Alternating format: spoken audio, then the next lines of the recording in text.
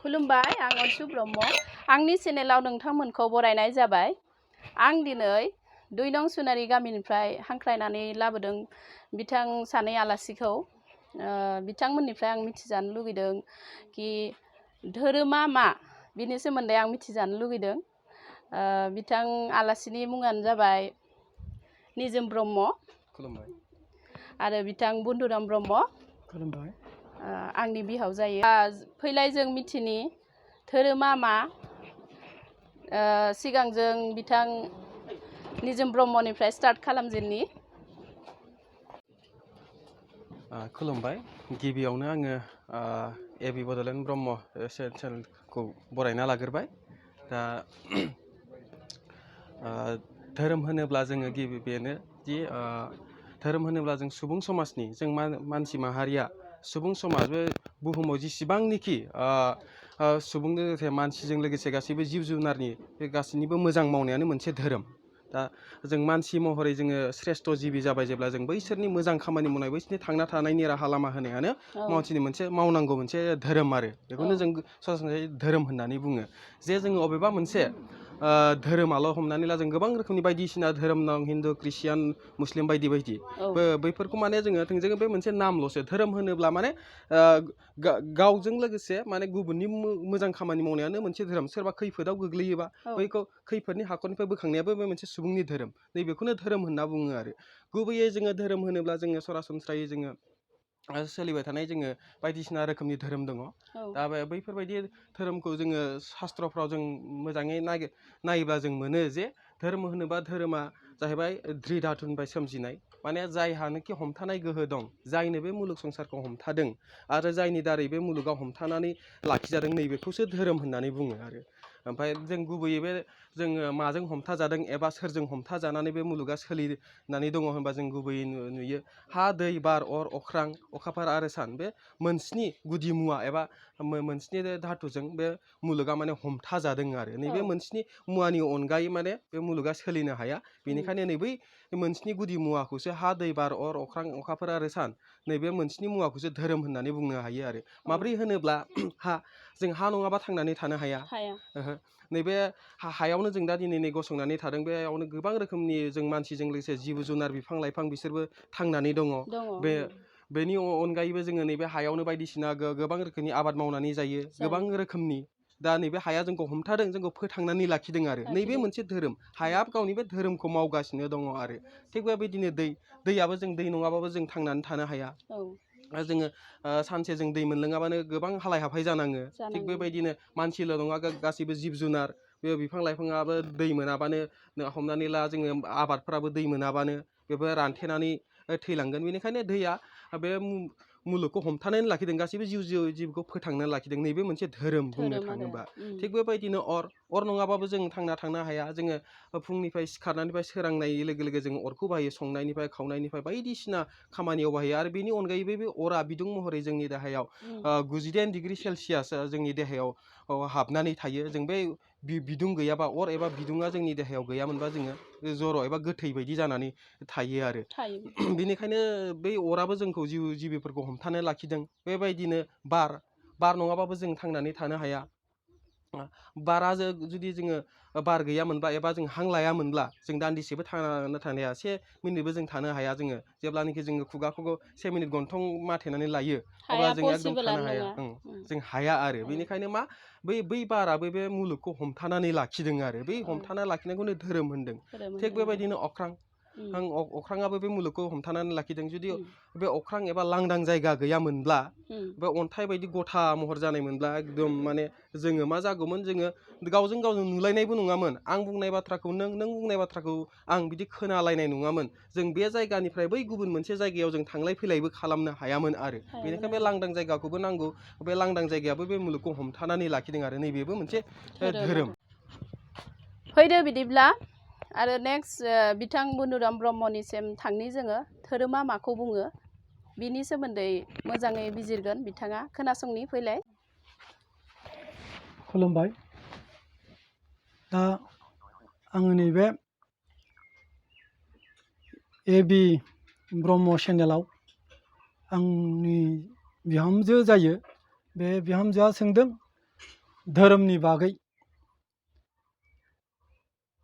जों मानसि हारियानो अनेक रोखोम धोरोमनि गेजेरजों सोलिनानै थायो नाथाय गुबैयै जों धोरोम होननानै बुंब्ला जोंखौ सोर सोरजिदों जोंखौ सोर गोथाङै लाखिदों जों बेखौसो मेनलि भाबै धोरोम होननानै बुंनाय जायो। दान्दिसे सिगाङाव आंजोंनो फैफानाय आंनि बिबोनाय फिसा बेनो सुंद'यैबाबो फंनैसो धोरोमनि सोमोन्दै बुंबाय जे धोरोमा सरासनस्रायै जोंनाव 7था रोखोमै दङ। जों जायखौ हा, दै, बार, अर, अख्रां, सान आरो अखाफोर होननानै बुङो। बेजोंनो जों दाजानाय, बेखौ लानानैनो मोनसे बे मुलुग संसारा जादों। बेखौनो बिश्व ब्रह्माण्ड होननानै बुङो। तद्रुप जोंखौ मा होनना बुंदों? जोंखौबो क्षुद्र ब्रह्माण्ड होननानै बुंदों। जोंबो बे हा, दै, बार, अर, अख्रां, सान आरो अखाफोरजोंनो दाजानाय। जोंनाव मेनलि भाबै दा मा होनबा मोनबा पदार्थआ दंग्रोयो जोंनाव, मोनबा धातुआ दंग्रोयो।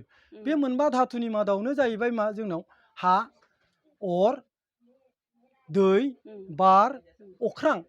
बे मोनबायानो जाहैबाय जोंखौ मेनलि भाबै सृष्टि खालामजानाय देहा। जोंखौ स्टुल होननानै बुङो आरो जोंखौ मा होनबावदों लोगोआव जों क्षुद्र ब्रह्माण्ड। बे मुलुग संसारनि नामानो जाबाय बिश्व ब्रह्माण्ड आरो उनावहाय जोंखौ बुंबाय मा क्षुद्र ब्रह्माण्ड। जेरैहाय बे मुलुग संसारखौ बे मुलुग संसार सोरजिगिरि इसोरा जेरै हमथानानै लाखिदों जों मानब समाजखौल' नङा, मुलुगाव उजिनाय दंफां लाइफां थाबायनो गोरों रोङै बेन्दों बेनला गासिखौबो बेनो सोरजिजोबदों। सोर सोरजिदों? बै नुस' मोनै इसोरा सोरजिदों। दा बे इसोर सोरजिनायखायसो जोङो दिनै मुलुगाव उजिदों। उजिनानै जोंखौनो लाफानानै बे सोरजिदों। बेवहाय जोंखौ मा होनना बुंफाबाय? जेरैहाय आं मुलुग संसारखौ सोरजिबाय, नोंसोरखौ आरो मोनसे रुपाव सोरजिबावनोसै। बेबायदि होननानै जोंखौ मा खालामबाय? जे मानसि रुपै सोरजिबाय। बै जेसेबां जिउ जिबिफोर दङ बिनि मादाव नाथाय जों मानसि जिबिखौ श्रेष्ठ जिबि हिसाबै बानायबाय आरो मा। ओमफ्राय श्रेष्ठ जिबि हिसाबै बानायजानायखाय जों दा मिन्थिनो नांगोन आरो मुलुग संसाराव जे जोङो मुलुगखौ माब्रैबा सलायब्ला मुलुगा सान्थि जागोन। बे सान्थिनि थाखाय जोङो एसे बिसार खालामनानै नायनांगोन। बिसार खालामनानै खामानिखौ मावलांब्ला जोंनि भबिसत मंगलाथ' जाखागोनानोसै आरो मा। गाव गावनि न'खराबो मंगल जागोन आरो मुलुग संसाराबो जेब्लायबो गोजोनगोन आरो गोजोनै थागोन।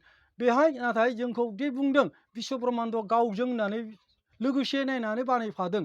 दा मा गावलाय मा आरो जों मा? दा जेरैहाय सिगांनि बुंथिगिरिया बुंखादों जे हायाव हानि धोरोम दङ। तद्रुप जोंनि देहायाबो मोनसे हा। अरा सोरां होदों, जेरै सान नारायण जानानै बियो मुलुगखौ सोरां होदों। स्रां नङामोनब्ला जों खामानि मावनो दामानि मावनो हानाय नङामोन। बेयाव स्रांनि धोरोमखौ साना मावदों आरो तद्रुप जोंनि देहायावबो बे दुंनाय अरा दङ आरो 96 डिग्रि दुंनाय लानानै जोङो थांनानै थादों। ओंखायनो जोंखौ मानसि धोरोमावबो माने फोथांना लाखिदों आरो मा इसोरा। आरो बिनिफ्राय बार नङाबाबो जों दान्दिसेबो थानो हाया। बारा जोंखौ हां लानायखौ जोङो दहाय बुंथिगिरि बुंनाय बायदि दान्दिसे गन्थंखौ हमथेयोब्लानो जोङो थैलांगोन। बा जोंल' नङा सोब जिबियानो थैलांगोन। बार गैयाब्लालाय हांखौ बोरैथो हगारलाय बोलाय खालामनो। ओंखायनो माने बारा गावनि धोरोमखौ गाव मावदों आरो बेबायदियैनो दै नङाब्लाबो जों थांनानै थानो हानाय नङा। बे थांनानै थानाय समाव जोंनाव नाथाय थै खान्थै हासुदै बेफोरबायदिनो जोंनि देहा मोदोमावबो दं। बेबायदिनो जोंबो नंखायनो क्षुद्र ब्रह्माण्ड आरो जोंखौ इसोरजों रिजायनानै इसोरा गावजों रिजायनानै जोंखौबो बानायनाय आरो बेबायदिनो लांदांखौ जेरैहाय बुंबाय जे गारि मथर खारनो थाखायबो मोनसे लांदां जायगा नांगौ।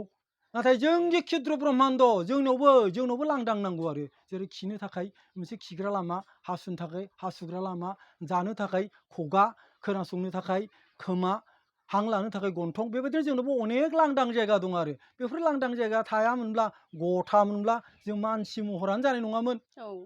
जों नुनाय नङामोन।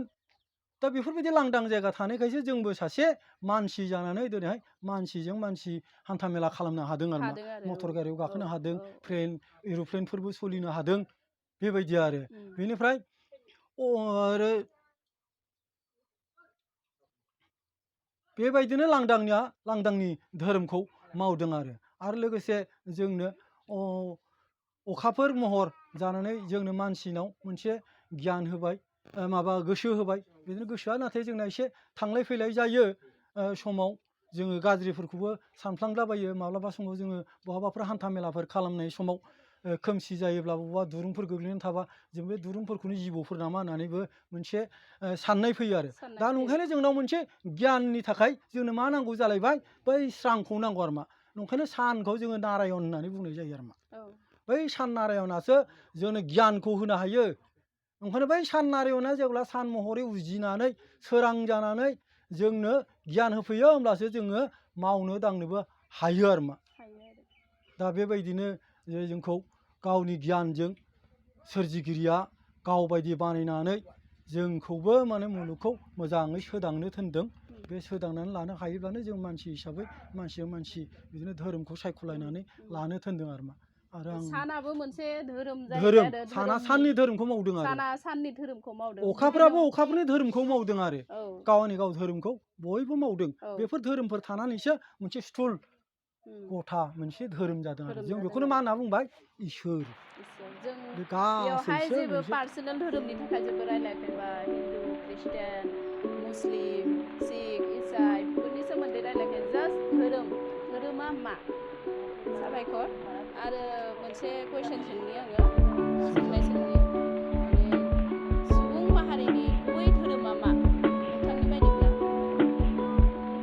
आंनि मथेब्ला सुबुं धोरोम होननानै बुङोबा सुबुङा गावजों गाव अनलायनो नांगौ अनलायनानै फिसा फिसौ बयजोंबो ग्रें ग्रें थानो नांगौ बेनिफ्राय गाव गाव जि धोरोमखौ मानिदों बे धोरोमखौ लानानै गावनि गाव न'खराव धोरोमजों हेफाजाब लानानै फिसा फिसौफोरखौ मोजां मोननो नांगौ आरो बेनिफ्राय सोरबाफोर खाना लेंग्रा बायदिसिनाफोर फैयोब्ला बिसोरनो एसे दान दक्षिणाफोर हानांगौ हानाय पर्यन्त बेनिफ्राय बै जानाय आदारफोरखौबो होनो नांगौ आरो जेरैहाय बुंदों क्षुदार्थनो अन्न होनाय उखैनाय मानसिनो जाहोनाय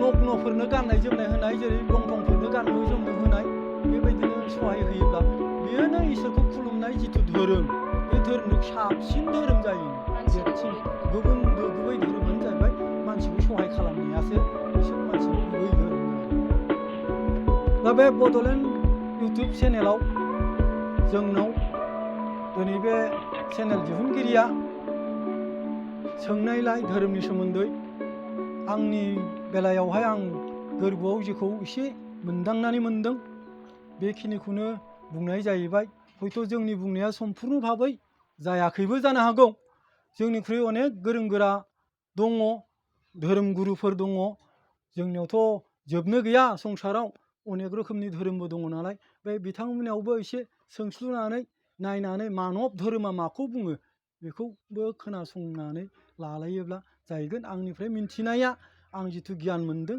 आं बेखिनिखौनो बुंनानै गोरोन्थिनि निमाहा बिनाय थाहैबाय साबायखर बिदिब्ला बे सोंनायखौनो जोङो बिथां निजोम ब्रह्मनिफ्राय मिथिनि सोंनाया जाहैबाय सुबुंनि गुबै धोरोमा मा नोंथांनि बायदिब्ला फोरमायलाय जोंनो एसे सुबुंनि गुबै धोरोमाथ' जाहैबाय जिहेथु जोंजों लोगोसे बुहुमाव जोनोम मोननाय गासैबो जिउ जिबिखौ अनसायनाय बैसोरनि मोजां खामानि मावनायानो मोनसे धोरोम आरो बुंनो थाङोब्ला आरो बेनिखायनो जोङो मानसि माहारिया बुहुमाव थानाय गासैबो जिउ जिबिनि थाखाय मोजां खामानि मावनांगौ एबा बिसोरनि थांना थानायनि राहाखौ होनांगौ आरो बे मोनसे आदारफोरखौ बेसेबांबा गिदिर मोनसे धोरोम जायो आरो गोबां रोखोमनि मुलुगावथ' गोबां रोखोमनि जिउ जिबि दं नालाय बैसोरनि मोजां खामानि मावनायानो मोनसे धोरोम हमनानै ला सोरबा सासे मानसिया माबा मोनसे खैफोदाव गोलैदों एबा जब्रा जादों बा बेराम जादों बै बेरामिखौ बा हस्पिटालाव लांनानै बा फाहामनायनि राहा लामा होनाय बेबो मोनसे जाहैबाय सुबुंनि धोरोम आरो गुबुन फारसेथिं हमना ला सोरबा गैजा रोङै बे जानो गैया एबा बेखौ जानायनि थाखाय आदार जगायनाय बेबो मोनसे सुबुंनि मावनांगौ मोनसे धोरोम आरो नैबेबो मोनसे धोरोम जाहैयो थिग बेबायदिनो माने गासैबो जिउ जिबि गावजों लोगोसे गावनिखौल' सानाबालानो माने गुबुननि दुखु खैफोदावबो मदद होनायाबो मोनसे सुबुंनि धोरोम नैबेखौनो सुबुंनि धोरोम होननानैबो बुंजायो आरो दहाय बावैसो जोंहा आमाया बुंलांखाबाय जुदि जोंनि सुबुंनि मावनांगौ खामानिया औ बेनि सोमोन्दै बुंलांखाजोब्बाय आरो आं दा एसेबां माने गोलावखौ बुंनो सानासै आरो दहाय फोरमायलांखानाय आंनिफ्राय एसेनोसै साबायखर गोजोन्थों गोजोन्थों रायजो राजा नोंथांमोन भिडिअखौ इउसफुल मोनदोंब्ला साबस्क्राइब खालाम आरो लाइक खालाम लोगोफोरजों शेयार खालाम खुलुमबाय एसेयावनो फोजोबनाय जाबाय